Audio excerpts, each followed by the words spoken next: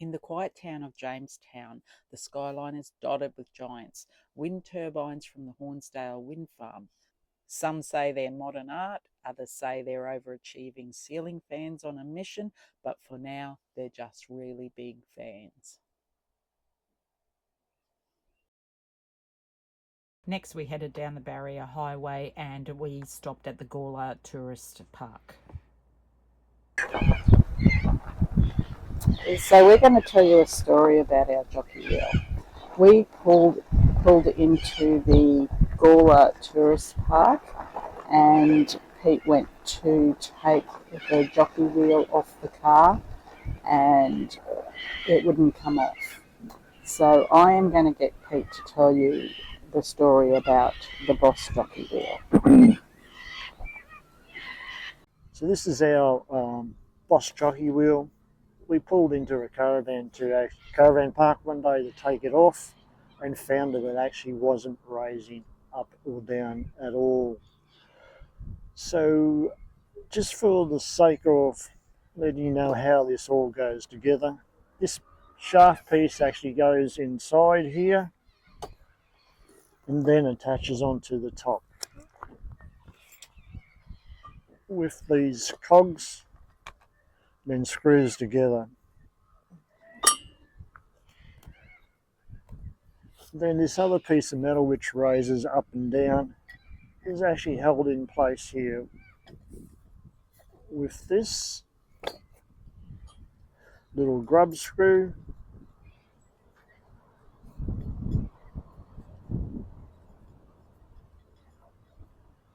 Like this.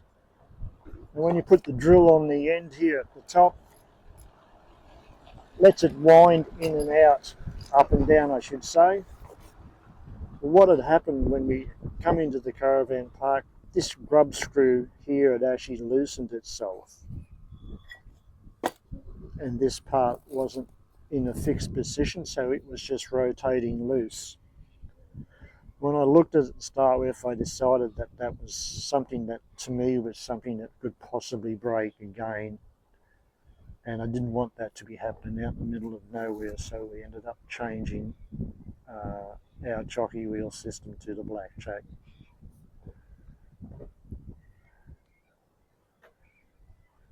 Well, it is repairable to be put back together and being used, but it did concern me the fact that it was relatively easy to actually loosen and dislodge and then not be able to take your caravan off, which is a concern when you're in the middle of nowhere, and that was basically why we decided to change to the blackjack unit.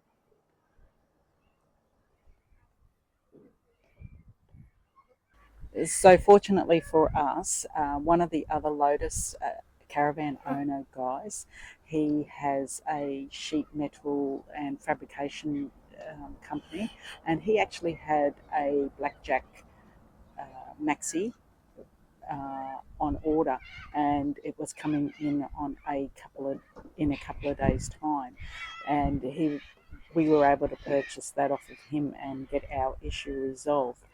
However, in the meantime, we had to use and I'll just show you this, I'll just turn it around.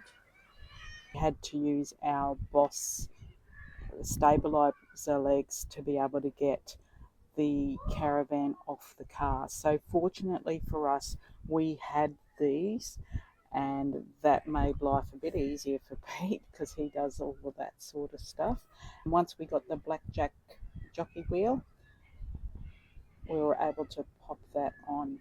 Once we got the new blackjack jockey wheel, Pete had to work out where it was going to fit on the A-frame. We had a chain holder that was a little bit in the way, so Pete had to cut that off with a angle grinder. And together, working as a team, we were able to get this on relatively easy. While in Peterborough, we did have a little bit of trouble with our pump not turning off all the time. So he set about repairing that as well and found that we needed to buy a new pump. And why stop there? He fixed the reflector light as well.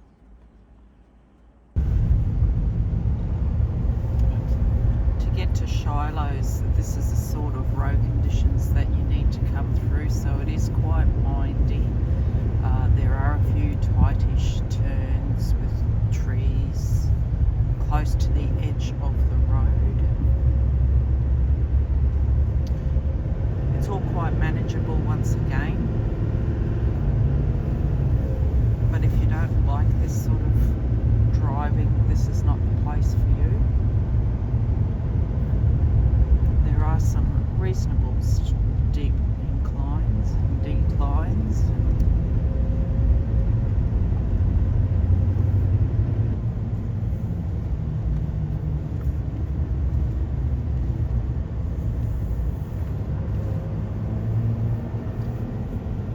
At least this will give you some sort of idea of what you'll be navigating around to get there, but it is well worth the effort to get there.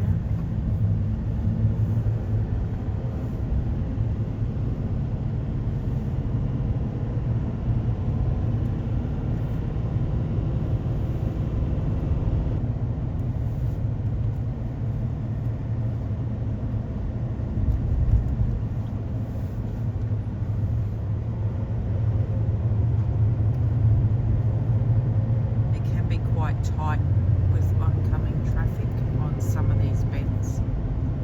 You just got to slow down and take it a bit easy.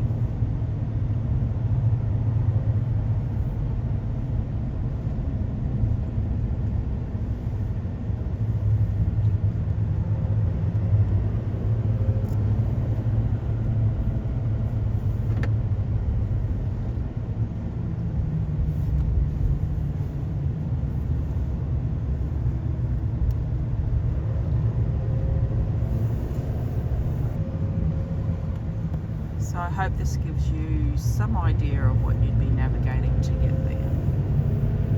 But like I said, if all you'd need to do is slow down and just take it easy, you can negotiate just about anything.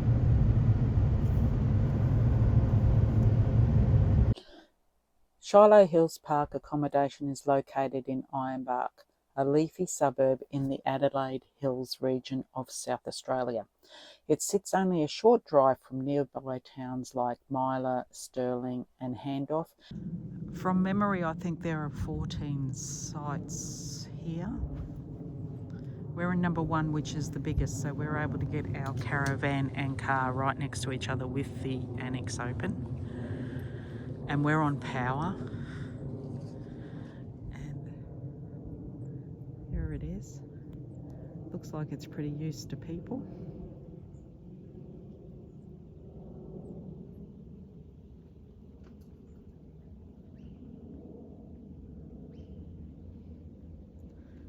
They've got these little mats they come out and put down for you, which is really good. They're great. I'll take you down to the campfire pit. So this is the campfire area. It's so good. And that is really, really big, that pit down there. We've been cooking on it every night. And they supply you with the wood.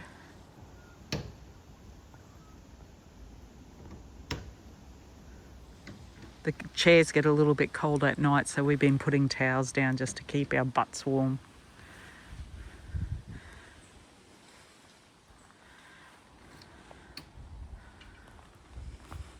And as I said, there's water and power here.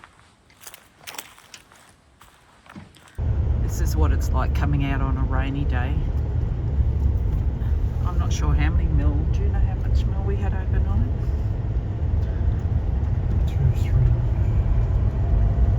2 or 3 mil, Pete reckons.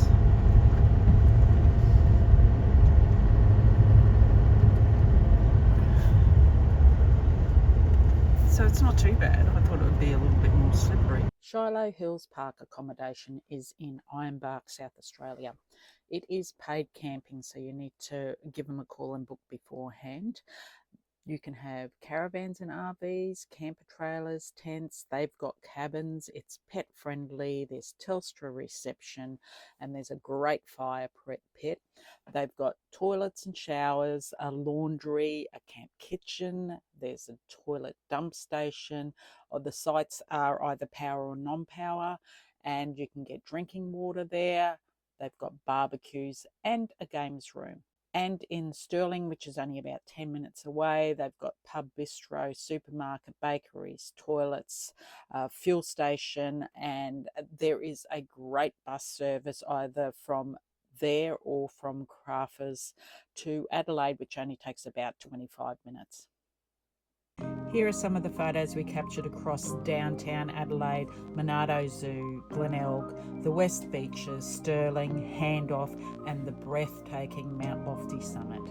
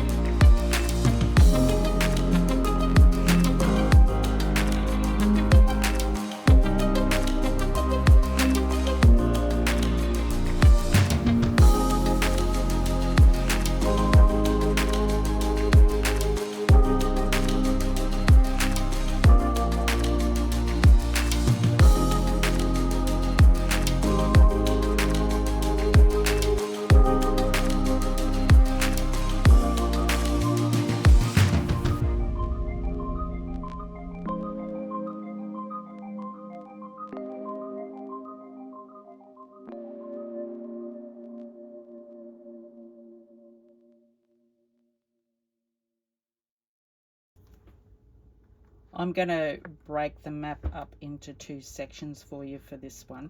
So we started at Peterborough. We travelled 43 kilometres down to Jamestown, and this is where we saw all the wind turbines, especially along this road here. We cut back across to Tarawi until we got to the Barrier Highway, and that was 30 kilometres.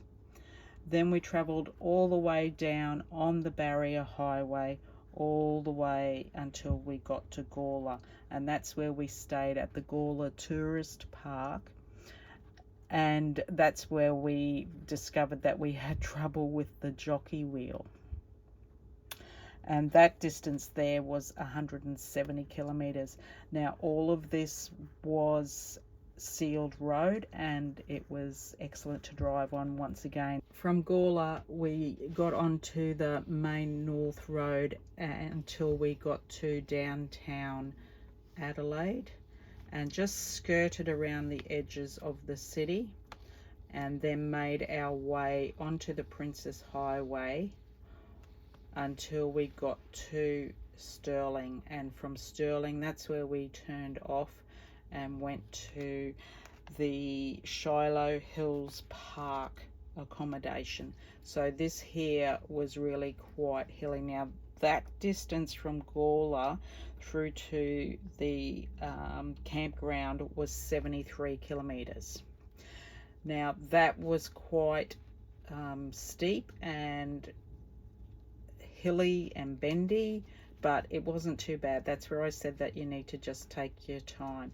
The Princess Highway was fantastic to drive on, and so was the main North Highway. They have fabulous road systems in South Australia, very easy to navigate around. Now when we left Shiloh's, we then got back onto the Princess Highway and made our way downtown to Adelaide, because we had to go and get the car serviced. I think the town was called Middle End, so we actually stayed at the Adelaide Showgrounds, and that was really quite good, and they also had a beer fest on at the same time, so that was even a bigger bonus. And that distance from there to there, I've just got to have a look, from there to there was 22 kilometers, so it was really very easy, very close, and it was a great place to stay if you don't want to pay the expense of actually staying downtown in Adelaide itself. And the bus system was absolutely fantastic too, like a 20-minute drive to get downtown. So very easy Adelaide is to manage with the road systems, and don't be scared to take your caravan down to Shiloh's either.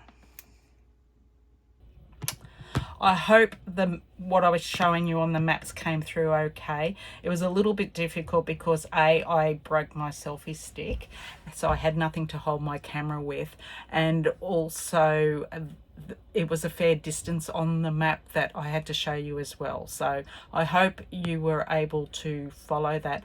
And I just wanted to say that we also did 340 kilometers in that trip in total, and Hahndorf was only about 20 minutes from where we stayed at Shiloh's accommodation, and Monarto Zoo was only about 50 minutes from where we stayed as well. Mount Lofty was like 10 or 15 minutes up the road, and to get to the city, and we did that by bus, like I said, and that was only about 20 minutes that was only 20 minutes via the bus, and it was really easy to do. It was the T800 that we took in from there, straight in and straight out. Fantastic. I hope it all made sense to you. If you want to know more, just send me an email and I'll get back to you. Our channel is about delivering useful info. To keep following so you don't miss an episode, please like and subscribe. Thanks for watching The Travelling Trooper.